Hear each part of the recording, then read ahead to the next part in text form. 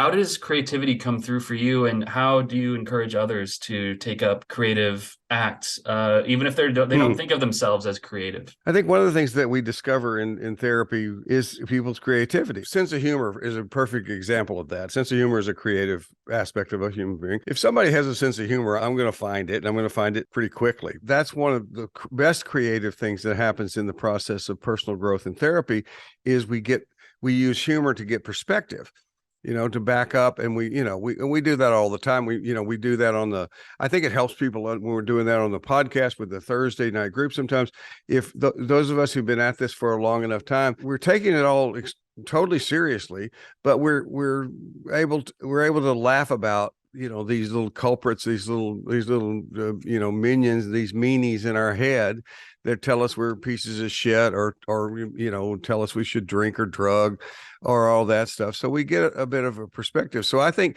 a lot of a sense of humor is part of that. But I'll tell you what it reminds me of. A friend of mine I did group therapy with for 25 years. She and I did groups together, lots of groups. And she died maybe 4 years ago now. She had that glioblastoma brain cancer. That's one of those cancers that basically you don't recover from yet. But her name is Trish Sanders, and Trish had a great uh, uh, whether she's here on the planet or not, I want to give her credit for this. She had this great art, what she called arts and crafts exercise we would do in our groups sometimes, especially around the holidays. But you could do it at any time. And she would bring in these T-shirts and these permanent marking pens and stuff. And she had this idea that people could create a T-shirt with a design on it that would be a protective design or some kind of reminder of their own recovery or their own progress and that kind of stuff to wear. And the way it came about was to wear underneath your, Christmas sweater, basically, when you went home for the holidays. But I've, different people used it at different times, but because I remember some of the creative things that people came up with immediately, which was one woman had a shield on her T-shirt that had these slogans and stuff that really were helpful to her.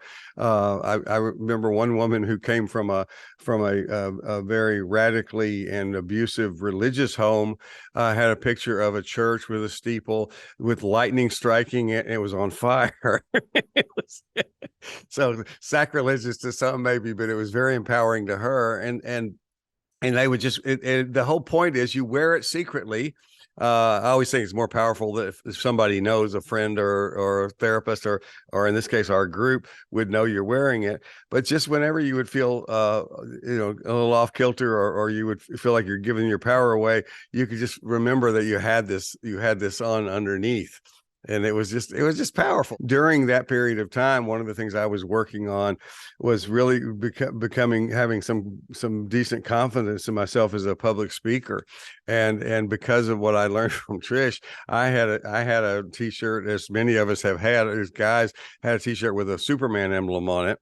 And I would frequently wear that underneath my shirt when I was doing presentations. I notice even all these years later, I'm still a little embarrassed by that. It was there to remind me of my own personal power. I mean, I'm a big Superman guy, Yeah. and I love that he's got the utmost strength, but his Hmm. game is all about withholding that strength, or Hmm. it's his compassion, and it's his Yeah. using of the strength not to destroy people and Hmm. things, though he will do that if called upon it. But yeah, it's a more of a constructive than a destructive Yeah, right. character. We recently did one of these nutshells on compassion and confrontation together. Is I never thought about Superman as kind of a role model for that. There's hundreds of mediums, that we would Hmm. define as art, but it's really just about, like, it's the voice. It's our voice that's kind of Hmm. taking a material form. And when we express something with our voice, we kind of like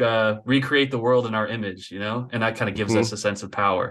Writing is still a very powerful way of using creativity toward a positive end in terms of our growth. I definitely suggest people, what we do it in therapy when we do role play stuff and we play around in get the empty chairs out and we get to play around, and I will play certain parts of them, sometimes even the negative parts, to see if, you know, if they, how they respond to that. And we'll it's almost like acting. I've actually had actors as clients who say, oh yeah, we did this exercise in my acting class. I've said to people before, sometimes it feels like I'm like working with a couple, sometimes I'll feel like I'm like a director that's basically saying, okay, cut. Okay, now I want you to deliver the same line, but I want you to do it with a different tone. And let me show you how I want you to say it. And I'll say it for them like that, and he'll go back and try to get it right. But it becomes fun. It becomes playful, but it really gives people a chance to do, you know, one of Alan's terms always is to find new possibilities. You can do that in journaling. You know, if you have a mean, nasty should monster like I have, write a dialogue like it really happens. And usually it means the should monster is going to talk more than you do. But then go ahead and let yourself fantasize and go ahead and create a more powerful version of you that talks back, and write it. See what difference that can make, because it can really make a difference.